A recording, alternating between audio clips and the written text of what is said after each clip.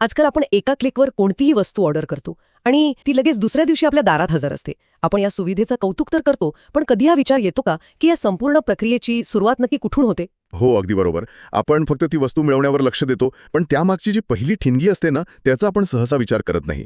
आणि म्हणूनच आज आपण या सखोल चर्चेत विविध बाजार अहवाल, पुरवठा साखळीचं विश्लेषण आणि जागतिक व्यापाराच्या आकडेवारीचा आभार घेणार आहोत. नक्कीच. आणि आजच्या सखोल चर्चेचा मुख्य उद्देशच हा आहे की वाणिज्य क्षेत्रातील या उत्पादकाची भूमिका अगदी मुळापासून समजून घेणे.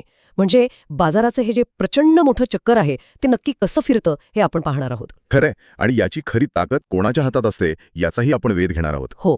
आता समजा आपण अर्थव्यवस्थेला एक लांबच लांब मालगाडी मानलं तर उत्पादक हे त्याचं मुख्य इंजिन आहे. या इंजिनाशिवाय मागचे डबे कितीही भारी किंवा अत्याधुनिक असले तरी ते एका इंचानेही पुढे सरकू शकत नाहीत. हे एक उत्तम उदाहरण आहे, पण मग हे इंजिन नक्की चालवतं कोण?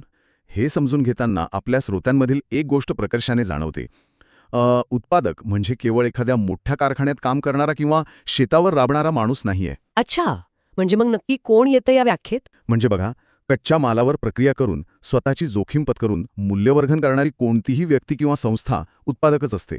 भविष्यातील मागणीचा अंदाज घेऊन आज स्वतःची गुंतवणूक पणाला लावणं हे त्यांचं मुख्य काम असतं. पण इथे मला एक शंका येत होती.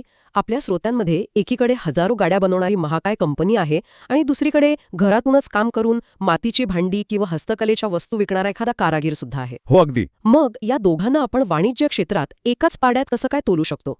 म्हणजे त्यांचा बाजारावरचा प्रभाव आणि त्यांची काम करण्याची पद्धत तर पूर्णपणे वेगळी असेल ना? हो, त्यांचा आवाका नक्कीच वेगळा असतो, पण त्यांच्या अस्तित्वाचं मूळ तत्व अगदी एकच आहे.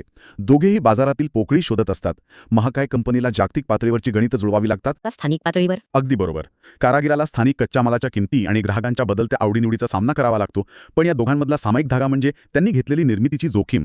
जर हे उत्पादकच नसतील तर कच्च्या मालाचं पक्क्या मालात रूपांतरच होणार नाही. म्हणजेच बाजारात कोणतीही नवीन मूल्यनिर्मिती होणार नाही. हे खूपच तार्किक आहे. पण मग या पुढचा टप्पा येतो तो वाणिज्य साखळीचा.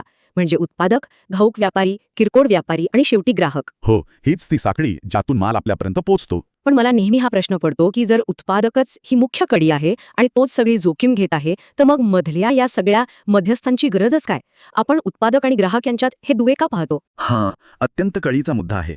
बघा, मुळात केवळ वस्तू बनवणं पुरेसं नसतं. ती योग्य वेळी आणि योग्य ठिकाणी पोहोचवणं तितकंच महत्त्वाचं असतं. पूर्वीच्या काळी उत्पादकाकडे माल तयार करण्याचं कौशल्य नक्कीच होतं. पण तो माल देशभर पोहोचवण्याची यंत्रणा नव्हती. अगदी तेच. ती विस्तृत यंत्रणा त्यांच्याकडे नव्हती. म्हणूनच घाऊक आणि किरकोळ व्यापाऱ्यांनी ती वितरण व्यवस्था आणि साठवणुकीची जबाबदारी उचलली. त्यांनी ग्राहकांपर्यंत पोहोचण्याचा खर्च आणि वेळ वाचवला. अच्छा, आणि या सोयीच्या बदल्यात उत्पादक त्यांना नफ्यातील काही वाटा देतो. म्हणजे साखळीतले हे मधले डबे वितरण आणि व्यवस्थापनाचं काम करतात. हो, बरोबर.